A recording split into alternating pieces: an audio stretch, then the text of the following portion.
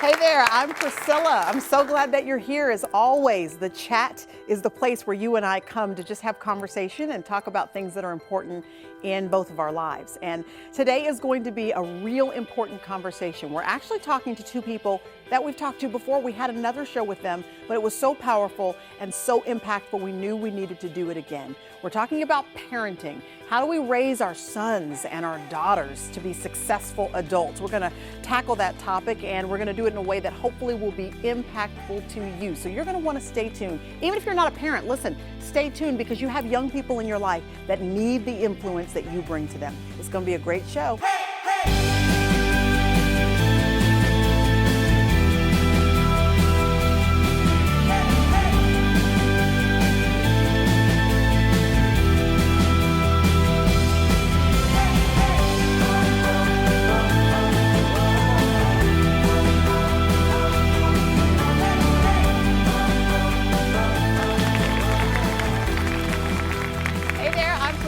I'm so glad that you were here. This is The Chat. It's a place where we chat, where we talk about stuff that matters in your life. And I'm so glad that you are here. This is a part 2. So if you've not seen the part 1 of the conversation we've been having, then just know this is part 2. You've got to see part 1. We've been having a great conversation, and we're just going to keep that conversation going. We're having it with two of my favorite people because they deal with an issue that is very near and dear to my heart, and that's parenting. That's how do I raise these boys to be men of honor? How in the world do I do that? They've really helped me to do that in my life through their books and curriculum, through their speaking and teaching. And so please help me welcome today David Thomas and SISSY Goff. Thank y'all for coming. Oh, we're delighted to be here. I'm so glad that you came back again. This is going to be a fun episode because you and I have had an opportunity to talk about lots of different aspects of parenting, but now I'm going to unleash the audience on you, and they get to ask their own questions that matter to them and that deal with things that are happening in their life right now. But first of all, just tell us what it is you do. Some people that are just brand new to you two need to know what it is that you do. We counsel children and families is our biggest job, in a lot of ways, probably our biggest job. And we started about 5 and go up through 18. And we work in a place called Daystar Counseling Ministries in Nashville. And we do individual counseling and group counseling and families, and have about 1,300 families that are at Daystar currently. Really? We don't see 1,300 families ourselves. Goodness. But we have a large staff with 4 dogs on staff that are our favorite therapists of the children. Do the dogs literally contribute to the... What do they do with the kids that come in? You know, my dog was the first one we ever had, and I was meeting with a girl who, which happens obviously in counseling, a girl told me that she wanted to take her life, and I needed to go get her mom and bring her mom up and tell her, and I left the room and walked in, and my dog just happened to be at the office with me that day for some reason, and my dog had jumped into her lap and was licking her little face. And I walked out of the session, and our boss, Melissa, said, "Can you start bringing Noelle every day?" And since then, now we have 4 dogs that are such a part. And the kids literally will look on our website and say, come in for the first time and say, "Where's Lucy?" or "Where's Owen?" Oh, and they're excited, and I think it warms everything being there. What have you guys found? Before we get to the questions, I want to ask you, what have you found to be the #1 issue you're dealing with families who bring their children into your counseling center? The most common issue we're seeing coming through our doors now is anxiety. Anxiety in the children. Anxiety in children is considered a childhood epidemic in our country now. The numbers are staggering. Why is it happening? Why are our kids having anxiety? A couple of reasons I think stand out. The research would tell us that anxious parents create anxious children. Oh, goodness. And so we're doing a good amount of hovering. The helicopter parent is a significant contribution to that equation. Okay, so helicopter parents are helicoptering because we're anxious? Is that why we hover? Because we just are like, Fearful. concerned. Yes. Yes. And it's rubbing off on our kids. Yes. I had a family recently who came in, and they had a really anxious daughter who was in kindergarten. And as they started talking, the mother ended up saying that they had already had a parent-teacher conference because the teacher she wasn't happy with the grades the daughter was getting in kindergarten. And this parent was so anxious, she was already intervening that much. And what happens then is the child doesn't believe she or he's capable. And it doesn't have to be just with grades, it can be anything. And I think instead we want to think about how do we empower them to believe that they're Yeah. capable of whatever it is they're trying to launch into the world to do, because that's what they're doing as they're growing up. Is there what is the fine line for a parent like myself who's concerned about her kids' safety? What's the fine line between keeping them safe and hovering? How do you know when you've crossed that line?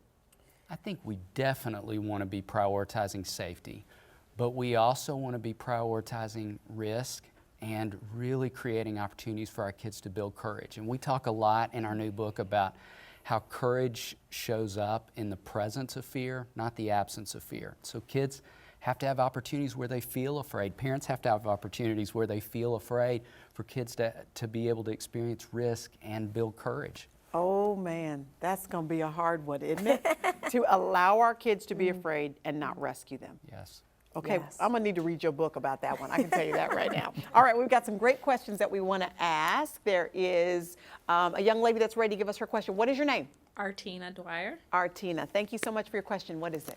I was just wondering, what is an appropriate age to give a child a cell phone, especially nowadays? Oh, okay. In our technologically crazy culture, what would be the appropriate time and age to give a kid a cell phone? We get that question all the time about every technology gadget, I think. And what we really would say about anything that children are asking for is that you want to always parent with a group of like-minded parents, because there will be different kids that different things are appropriate at different ages, because every child matures at a different rate. And so we would never say 15 is the magic age to give a cell phone, because some 15-year-olds would be ready and some 15-year-olds would never be ready.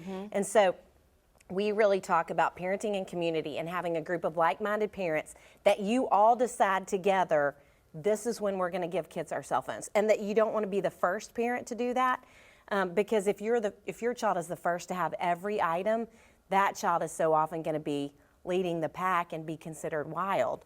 Whereas if you're the last parent for your child to have every item, then that child's often going to find their way to the item without it coming from you. And so we always say have some parents you're parenting with, so that then when they say, well, everybody else has, which every child will say, everybody else has whatever it is, you can say, well, that's funny, because I talked to Mr. Thomas yesterday and his kids don't have that yet either. But we're going to do that at the time that's right for you. So And that's what are not you a really looking specific for? answer. But Could you give us any indicators as to what you're looking for as to what makes it right for them? Like, what would be a reason why a child at 12 or 13 or 14 or 15, what would be the time where we go, you know what, you could probably need a cell phone with you now? I'm going to let you answer why a reason would be, but I did a parenting seminar last week and we talked about technology, and a mom said, I'm really concerned that my 5th grade daughter needs a cell phone now, because she says everyone else has it, and when she's on her iPad, she's always worried that everyone else has a cell phone, which my reaction was just like yours. An iPad? Yes. I don't even have an iPad. Well, and the great thing was, sometimes when we do seminars locally, we'll bring groups of kids to answer questions, and I had all these high school girls who said, she doesn't need one yet, she's fine, and it was so powerful coming from them. But that the right answer is never because your child's asking for it. That Right. doesn't mean it's time, or that they're ready, that they're begging you. And we would say 3 things that I think you can really look at that are important. One is need. Would it benefit us as a family? If I'm picking you up at a practice that I don't have to park, drag your siblings out of the car at that point and find you, is there a legitimate need that would demonstrate, okay, we could all Convenience benefit for from this all of us. convenience? But also look at responsibility and respect. And I love, we talk a whole lot in our new book about creating what we call a technology contract. So when your kid gets their first cell phone or their first tablet or first laptop computer, that you create a contract that outlines the terms clearly. Here's when it can be used, here's when it can't. This is what I will do if I find out you have used it irresponsibly, to look at pornographic content on the internet, that sort of thing. And that I am excited to explore opportunities to get technology for kids who are responsible and respectful. So if it's hard, it's a great thing to be able to leverage with chores. If it's just too hard to put your clean clothes up and make your bed every day, I'm thinking having a cell phone will overwhelm you. It's just going to be too much. You can't handle that basic right, responsibility. that's right. You can get some boys really motivated to take care of their room with a gadget.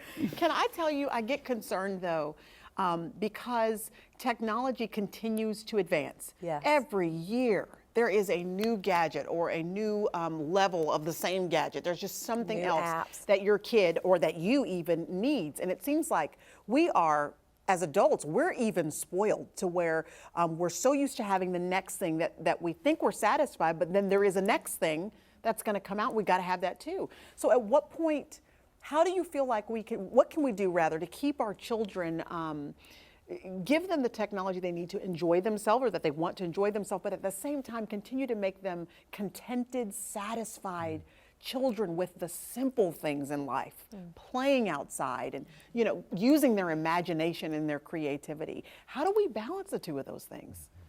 I think so much of that has to do with having boundaries around it, that they don't have everything right when they ask, that they are being responsible and respectful in terms of that, and that they're helping earn even the cost of something that they want, that they're working towards it can be really helpful, but having specific periods of time that they're just supposed to be outside playing, that they don't have access to technology.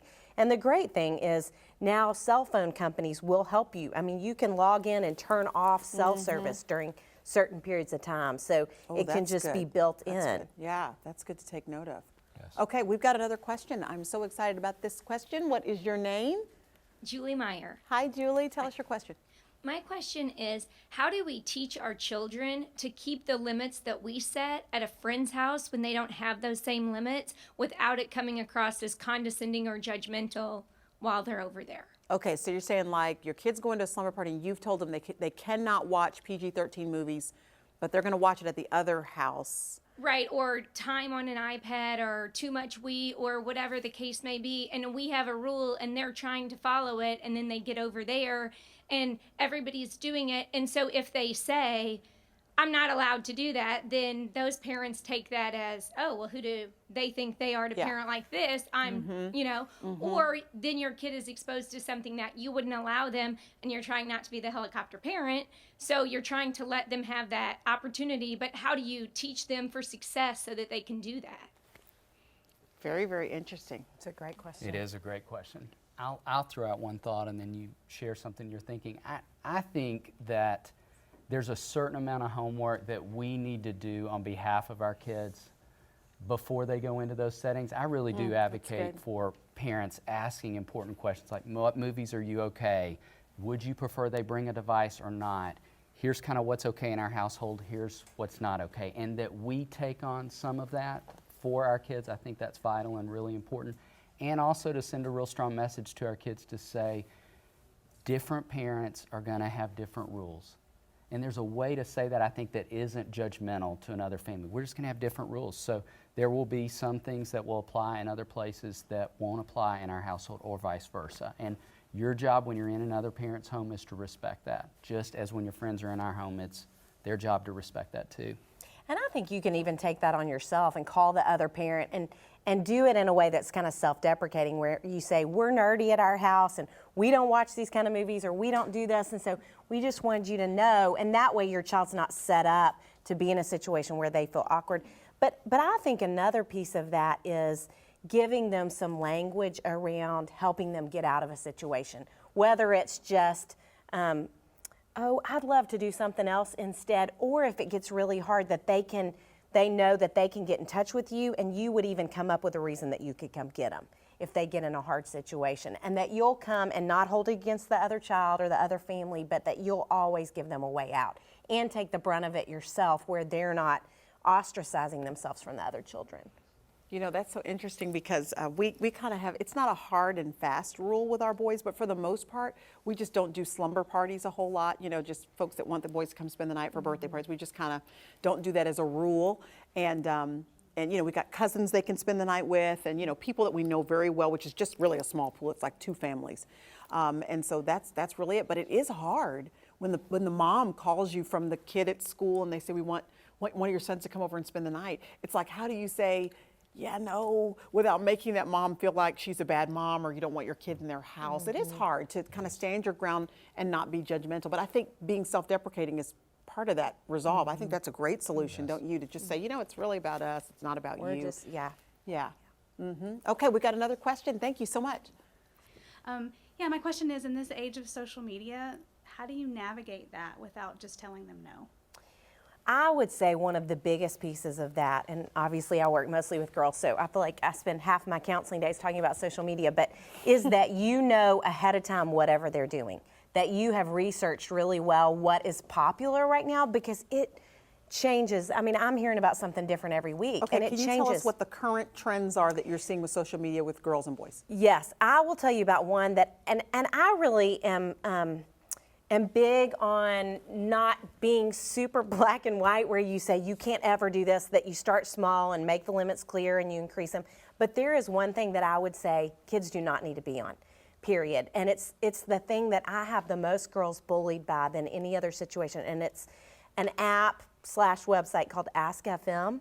And what it is, and some boys are on it, but I think more girls, but they can ask a question, and then anybody can post an answer anonymously. So I have girls all the time write on there, do you think I'm pretty? And all these kids can anonymously post responses. And so, you know, it's just So the license person to bully. asking the question is not anonymous, Right. just the people who are responding. Just the people who are responding. And so that Ask FM is one of the biggest right now that I'm seeing that I have a lot of concern about. And there's always something like that out there, but again, it changes names. And so that's why we have to be so aware, I think, and a step ahead of them, which takes a lot of work on our part, but a step ahead of them. And then I would say Instagram is one of the biggest I hear about too for girls. And I see evidence of boys who are certainly doing a lot with Twitter and with Instagram, but generally speaking, I think girls are going to be way more into social media. I, in my office, am always aware when the newest video game's out. Like that, I know at all times. That's going to captivate a boy a good bit more of the time. So do you think the parameters around social media really needs to be set specific to that child, their level of responsibility? Yes. And a parent Level just of maturity. checking and seeing what they're posting and what they're looking at, Yes, those sorts of things? and we say a lot that you need to, in the beginning, have their password. You don't just need to be their friend, but you need to have their password to be able to check everything, have access to everything. And thankfully, technologically now, there are different things out there that we can subscribe to. Like there's an app or a website that sends you everything your child does on a smartphone, whether it's on the internet, texting, anything like that. There's so many things like that out there now that give us access, but that you really monitor everything in the beginning. And then as they get older, you ease up a little bit to give them more responsibility with it and to prove your I'm trust. just curious, are you guys of the mindset that a parent should be able to read their teenager's diary? Not a diary. Not a diary, Not a but diary. I should have your password to your social media. If there is In the a- beginning. In the beginning. And check regularly in the beginning. And then as they prove trustworthy, you back up some. If there is a place where a kid, and this is oftentimes going to be more girls than boys, is writing, getting out feelings, this is what's going on in my world, I think a kid really should have a space where they can say whatever they need to say and not worry somebody's going to pick that up and open it up. And adolescents are we going to keep it work through secret? a lot of strong emotions in that, so we may read things that make us a little bit crazy at times. That's the part of it. I mean, because I have so many girls who will write, I hate my mom or I hate my dad. And what we say at parenting seminars is that they have written that and moved on 5 minutes later. Yeah. But if you read, I hate my mom, you will never forget that your child said that. And so they just need to have space to vent and be free of it, Yeah, where it just stays with us. Okay. All right. Next question. What's your name? Yes, Kara. Hi, Kara. Hi. My question is more towards Priscilla. I feel like I could relate because you have 3 boys, but you touched on it in your first segment about mothers with their sons and relating.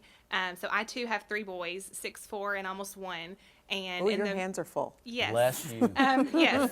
So in the midst of that, I'm a very girly girl. So I kind of feel like you might be, but how have you learned to embrace their boyness and just their full force and relate to them on their level where I'm not? Well, I'm boy. going to tell you, listen, I'm going to tell you one of my favorite things that has helped me with this is a little book by somebody.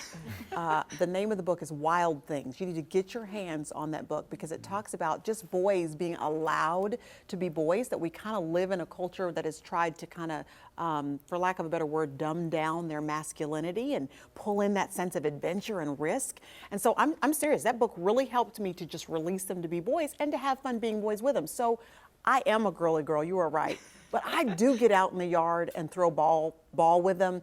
I do play video games with them. They also help me, like I love to bake fresh bread and stuff in the kitchen. And they get their hands dirty in there with me and help me with that stuff too. But I just don't do those things with them. I kind of get into their world. And listen, I'm so not perfect at this parenting thing, which is why I need them, which is what, see, this is my own personal therapy time. Y'all didn't know it, but that's what this is really about. But I just try to dig into their world a little bit and participate with them. But I think we can still be girly girls and raise boys. At least that's what I've been told. So we're working on it.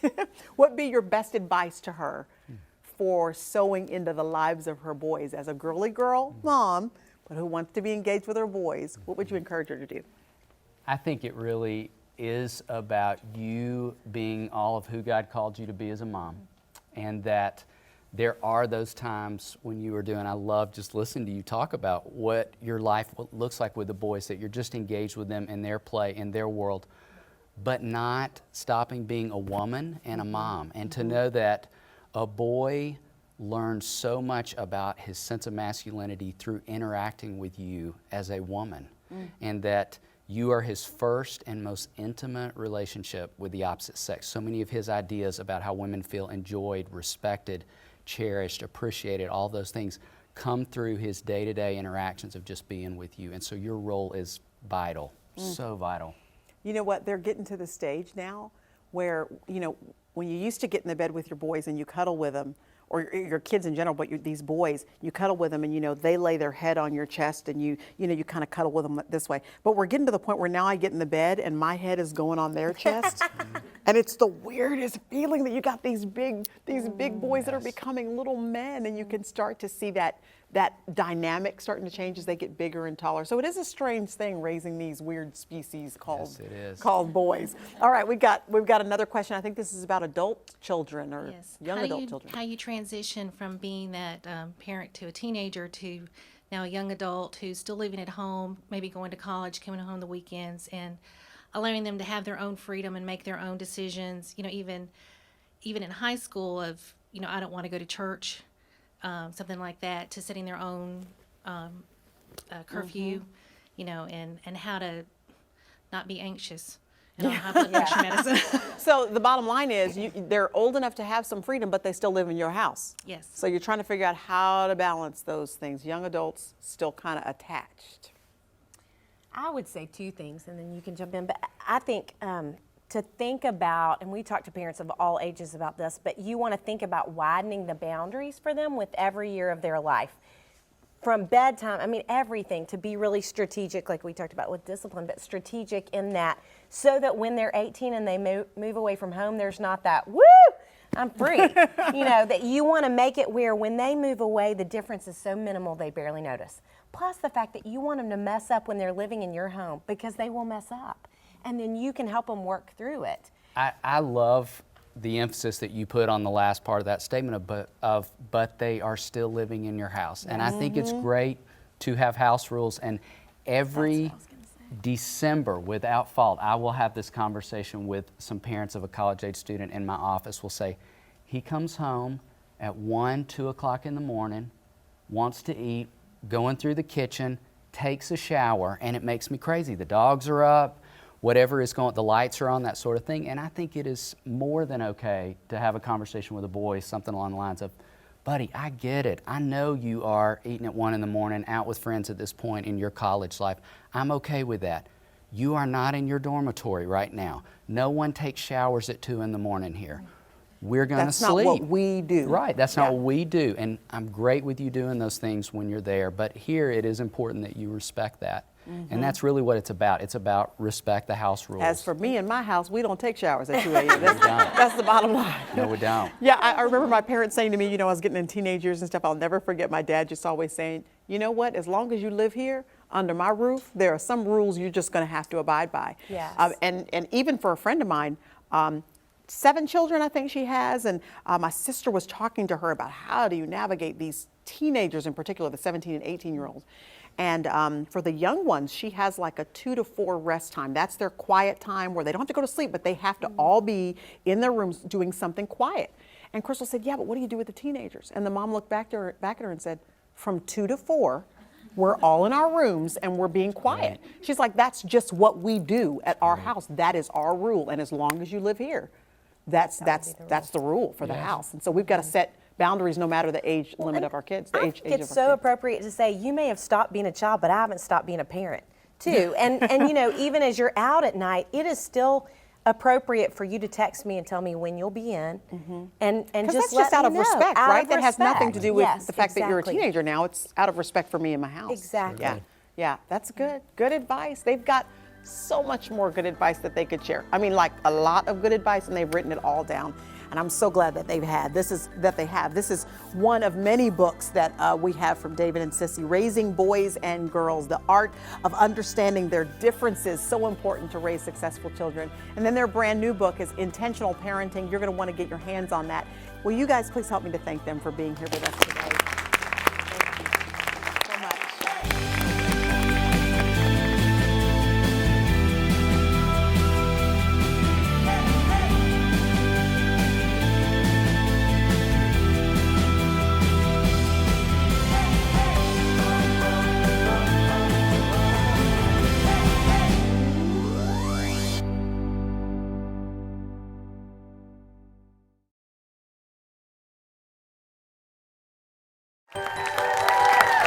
Hey there, I'm Priscilla. I'm so glad that you're here. As always, the chat is the place where you and I come to just have conversation and talk about things that are important in both of our lives. And today is going to be a real important conversation. We're actually talking to two people that we've talked to before. We had another show with them, but it was so powerful and so impactful, we knew we needed to do it again. We're talking about parenting. How do we raise our sons and our daughters to be successful adults? We're going to tackle that topic, and we're going to do it in a way that hopefully will be impactful to you. So you're going to want to stay tuned. Even if you're not a parent, listen, stay tuned, because you have young people in your life that need the influence that you bring to them. It's going to be a great show.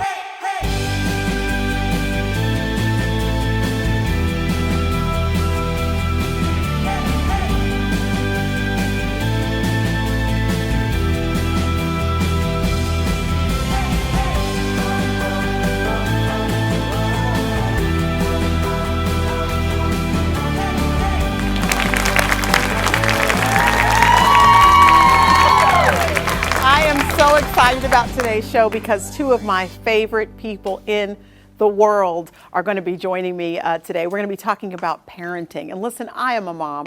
I have 3 boys. I need all the help that I can get. And these two folks, through their books and through their resources that they offer, and just them personally being so available to so many of us in need of help as we try to shape the lives of our kids, these folks have really impacted my life, and I want to share them with you. Would you please welcome SISSY GOFF and David Thomas. Have a seat. I'm so glad that you guys are here. Thank you for coming back. Thank you for having us back. Thrilled to be back. Yeah, this is the second time we've had an opportunity to connect with each other on this show, and I'm so glad, because the last time we had great conversation. You gave great wisdom, and I want you to know, me and Jay went home and implemented it. Like, things are different now because we talked to you. So I want you guys to know that you've impacted a lot of people's lives, and we're grateful. And we're grateful you came back again. Thank you. So thanks. You know, we want to talk about several things, but one of the main things that came up after the last program was the issue of single parenting. So we talked a lot in the last episodes, we talked a lot about, you know, parents dealing with their children, but we got response from lots of people who were doing it alone, whether it's a dad, a single dad, or a single mom, and their family has been broken through divorce or something like that, and they're raising kids by themselves. Tell us, first of all, what you have seen the effects are, or what you've even seen just in our culture on a grand scale of what the effects have been on children, negative or positive, from being raised in single parent kind of situations.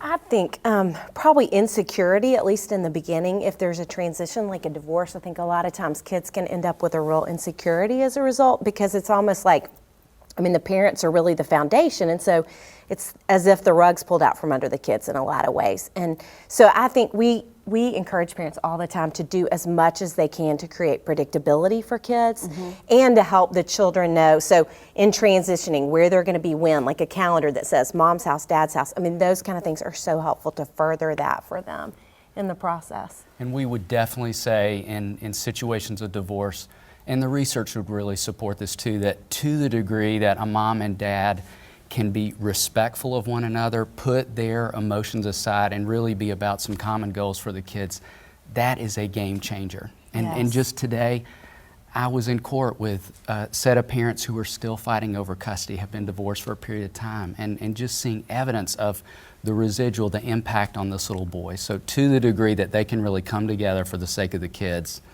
that's significant. But I think we would add too. I just would want to say for sure for anybody out there in that situation that we've been counseling kids for 20 years and really would say that God redeems all things. And so we see kids struggle in the midst of that and recover and have a strength that they wouldn't have had if they hadn't have gone through that. Okay, but what do you say to a mom that's just raising a son or sons, or a dad that's just raising a daughter or daughters, and they feel a little bit of a disconnect, particularly as that young person grows and gets into women's stuff and men's stuff, and they don't really know how to connect with them on some of those levels? How do they go about making sure they're raising a man or raising a woman in the best way possible if they're the opposite gender? I would say, I often say to moms, don't discount the significance of your voice in the life of a boy. I think that it's so easy in that situation for a mom to feel like, I don't have enough of what he needs. I can't offer him some of the things he needs. And I'm so quick to say, you have so much to offer him. And I really want to encourage moms too, to be all of who God's called them to be as a mom, and not trying to be a mom and a dad. I think that's a situation a lot of times they feel the sense of, I've got to be both people for them. I need to be more. But don't you think they feel that way because they're a little bit afraid that if they're not more than just the mom part, that maybe their son is not going to get that masculine influence. Right. Maybe they will in some way emasculate their son or build in too much feminine influence into their life, and that their son won't have that boy edge that he needs. How is a woman supposed to give that to a son? Well, and that's where I go to a second piece of saying, it is so important that he has other voices in his life. And I think that's important for every kid and every adolescent, that they have this team of adult voices, trusted adult voices who are really speaking truth into their lives.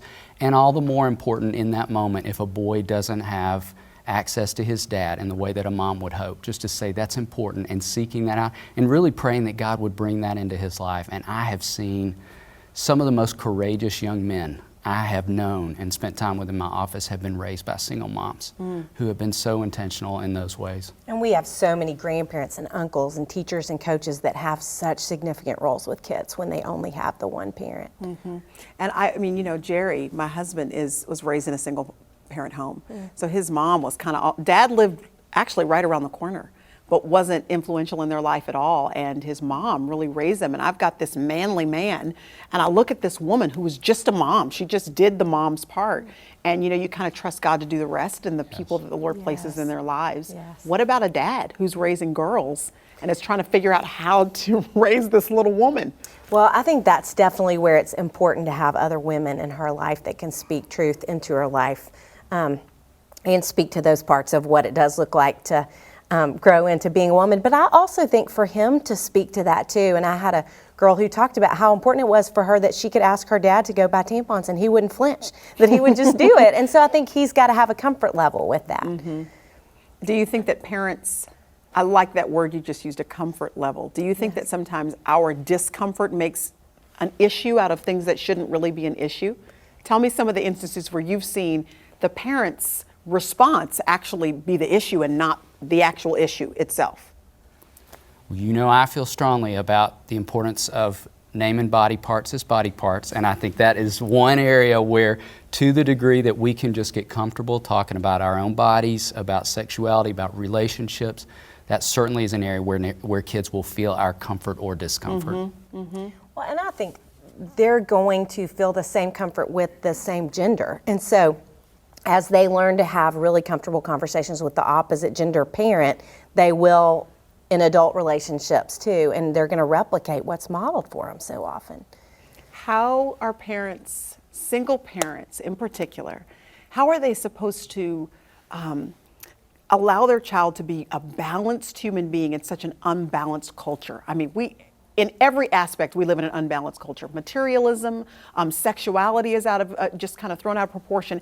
Everything seems to be off kilter. And then you're in a family dynamic that's not necessarily ideal. What are some key things that you think a single parent can do to help to just reinforce the influence that they're giving their child at home? I think one piece of that, I think when you're a single parent, it's so easy to feel like you're the only disciplinarian and that you're doing that all the time. And my parents are divorced, and it happened when I was 22 and my sister was 6. And I remember sitting with my dad and him saying, I'm with her so short periods of time that I have to teach her all the time. And she was then responding as a 13-year-old at this point saying, I don't want to be with Dad. All he does is lecture me. And so I think when you're a single parent, to make sure that you're not panicking and parenting out of fear and feeling like you have to discipline all the time and teach all the time, but you're balancing that with being a strong parent and having boundaries with them, but also really enjoying them. And I think in a 2-parent home, that feels easier and more natural, but it's so important to be both. I think also 2 things came to me as you were talking. I think, allowing yourself to feel all the emotions you're going to feel as a parent, but to make sure you've got places that you go to, relationships, friendships, where you can take that emotion so that you don't hand that over to kids. That's a place of balance we talk a lot about with parents, of balancing your grief, balancing the disappointment, all of those things, but not laying that on a child, not expecting them to be your spouse. How have you seen that in a dynamic, maybe someone you were counseling or somebody you've come in contact with? How have you seen a parent kind of laying their emotion on their child? I have a lot of girls I feel like that I work with that are so intuitive anyway, and I don't think the parent ever intends to do that, but it's just they're in the midst of a divorce, and so the girl walks through the room and her mom's crying every time she walks through the room, and to that girl, she thinks, my mom's not okay, I've got to take care of her, and so I've got to suck up my emotions and be there for her, and then she doesn't have a place to process that's healthy. And so I think that's where it's so important to have outside outlets for you. Parenting is hard work when there are 2 parents. I mean, it's a lot of work. It's exhausting. Yes. You feel like, I know with me and Jerry and these 3 boys, we feel like we don't have enough arms, we don't have enough energy, we don't have enough time to get all that we need to get done with these boys. So when you've got someone who's going it alone, and they're working full time so that they can sustain a household. There's a lot of guilt, I think, that goes with single parenting sometimes, because if I'm away from home, that means I'm not a stay-at-home mom, and maybe I would like to be. I've got to work, and then I've also got to take care of all of the demands of our household, which leaves little time for us to just sit on the floor and play video games together or cuddle together. Do you think there is something that happens to a child when they're not connected with their parent in a playful way because their mom or their dad is too busy just sustaining the household? I think a lot of parents think that their child is going to suffer because they don't have a lot of the extracurricular time with a parent. And what would you say to a parent like that that's just trying to keep food on the table and they don't have a lot of time for, the other things that other parents might? We believe so strongly in the importance of connection, and in our new book, Intentional Parenting, we talk about relationship for the sake of relationship. That's not saying you throw to the side boundaries, discipline, expectations, all those things, but that you make sure there are times where you are with your kids and there's no agenda. We don't have to talk about grades. We don't have to talk about the schedule. We don't have to talk about something that came up that we need to discipline around, those sorts of things, but that there are times where we're just connecting. And it's really just about that. And to go about that in some real creative ways. I mean, I challenge a whole lot of moms to play video games with boys. There's just something about being willing to pick up a Wii remote and let him teach you something that can be a great point of connection for moms and sons. So did you just give us a license to have video games? That's all I heard. We're okay. I'm okay as a mother having video games. Every boy is screaming out thank you right now that I just said that. Tell us about intentional parenting. I love that you have a brand new book for all of us to get our hands on. What are the main principles in that book that you want to share with parents? We based it really off of questions parents were asking us of how do I be more consistent? How do I be more patient, more merciful, more connected? And so we took each chapter and built it around one of those concepts and talk about some real practical ideas. And I think we're so encouraged because in our practice, we're having parents that I think are more intentional than they've ever been. And so it was such a joy, I think, for us to write this book as a response to that. Why do you think parents need so much instruction these days? Because here's the deal. Our parents and grandparents and great-grandparents, they didn't go to counseling to figure out how to raise their kids. And We they might have been didn't- different if they had. Well, Can I just say? maybe, but there's a whole generation of people that turned out okay. You know, we That's got true. parents and grandparents that turned out okay, and because generations earlier, they just had some guidelines in place. I think culturally, generally speaking, not everyone, of course, but there were some guidelines in place that maybe have dissipated over time. So why do you think there is such a need now for guidance in parenting that wasn't necessarily there a couple generations ago? I think technology alone is overwhelming us, and a reality that did not exist for our parents in this way. And we certainly are having that conversation every day in our offices. And in one of the classes we teach, we show this clip at the beginning of the class of a scene from Leave It to Beaver, of Wally and June and Beaver and Ward sitting around the table. Do you remember that? You Oh remember my Leave It to goodness. Beaver? That was when TV was How good. different. right? Isn't that the truth? And that Ward and June in this scene are the most concerned about, did the boys go up and take a bath the way they were supposed to? Did they follow through with the instructions? And we watch it, and the first thing I say after that is, man, Ward had a great gig going on. He wasn't downstairs wondering, I hope Wally's not upstairs looking at pornography on his iPad tablet, any of those things. But there are just some realities in this day and time that weren't a part of the equation then that do I make am it more still worried about the complicated. boys' bath, though. Can I just say that? I'm never quite sure they have bathed accurately. Well, and we need to show you this scene, because what's happening upstairs is they're running the bath water and they're splashing around in it, and then they wet the towels. They go through this In their unbelievable pajamas. ritual to avoid a bath. Can I just tell you? Can I tell you what I've decided I'm going to do when my boys do that? And they have done that. Sure. What I've decided that I'm going to do is when I find out they do that, I make them get out of the shower, dry off, obviously. Then I make them put on a little bit of lotion. I make them get completely dressed in their pajamas, get under the covers. Then they have to get out, get undressed, and do it all over again 5 times. They have to do That's it awesome. 5 times. That's good fantastic. parenting. Yes, ma'am. You go. I love it. I love it. All right, tell us about creative correction, okay? Because they're, the day and age when it's just, you get a spanking or, it's not necessarily thought out. It's just a reaction to a kid's mistake.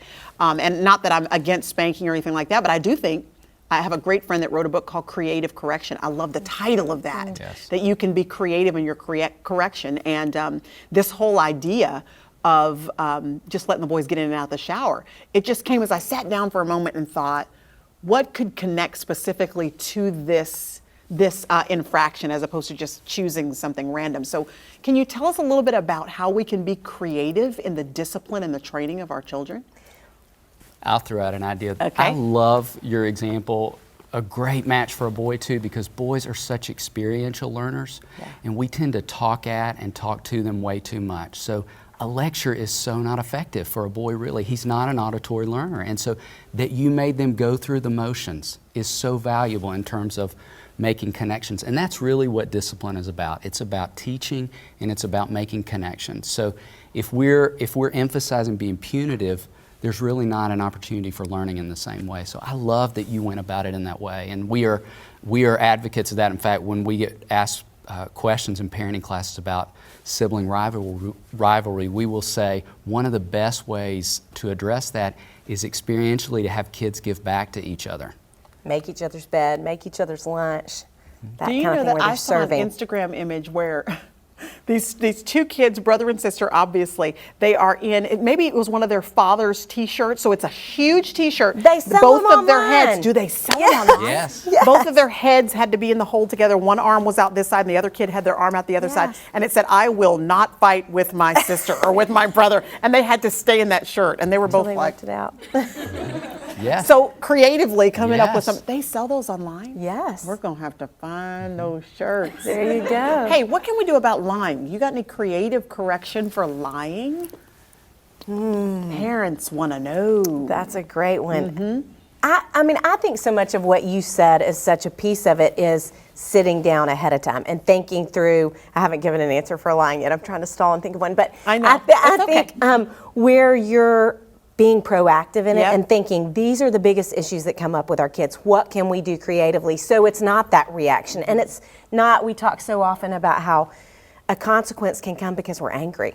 Yeah. And then it becomes more about the We're emotion reacting. than it does even what's happened. And I think we also are big advocates of having consequences that start small and increase incrementally. You know, if it's disrespect, you just earned 5 minutes in timeout, or we have kids run laps a lot of times because so often acting out is fueled by a lot of emotion and they expend the emotion running. And so you just earned a lap. Bummer, you earned another lap. And then we can stay calm and they're getting the consequence and seeing I caused it rather than you're just being a mean parent. And that's so much of where they need to make the connection. So now David's going to talk about lying. I do have two thoughts on lying. Okay, I'm so glad. One that I think is so important for us all to remember as parents and people who love kids, that it's developmentally appropriate, that it happens with kids, particularly in certain stages. It's going to be a bit more present in those moments, and that's a little different for kids in terms of specific ages. Can I just interrupt and say one of my favorites was a little girl whose mom, I think she was probably about 6, and her mom found her downstairs eating an entire cake.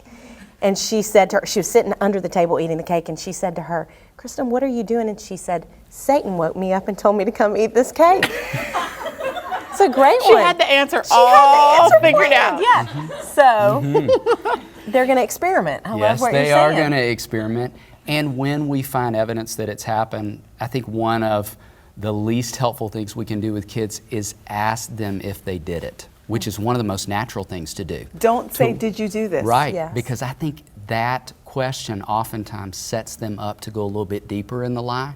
There aren't a whole lot of kids who are saying, "I did, and I want to confess that to you right now, and let me own everything that happened." I talked with a mom who walked down, and her son was standing in their basement, had broken a window out in their basement with a baseball, and she came in and said, "Did you break that?" He was the only one down there, Yeah, and yeah, he had yeah. a ball in his hand. So just say, "You broke that." But You we got to want figure out them what to do with it. So you're saying just make the statement for them so Yes. that they don't have to make it. Yes. But there's something, we ask the question because we want them to take responsibility and to admit that they did it. You're saying that's not the way? Naming really is helping them take responsibility. You broke that. What are we going to do with that right now? How are we going to make that right? Some question that allows them to take ownership and move toward problem solving also, as opposed to going deeper into a place of, "No, I did not." And it can also be really helpful as they move into adolescence if they come to you on their own and say, "I lied," or "I made this big mistake." I think it's great when kids know that there's some kind of built-in, not a reward, but maybe the consequence is lesser if there's some truth involved, because I think they need to know that it's important that they come to you and And tell that the truth truth matters. themselves. It counts Yes. for something, Yes, right? absolutely. These and other incredible parenting tips are going to be in their book. Intentional Parenting is the name of that book. And these two folks are a wealth of wisdom, I'm telling you, for any of you like me that are trying to raise men and women to be responsible citizens and to be people that live lives well. And so you're going to want to read everything you can that they have written. Will you please help me to thank them for being with us today? It's been an incredible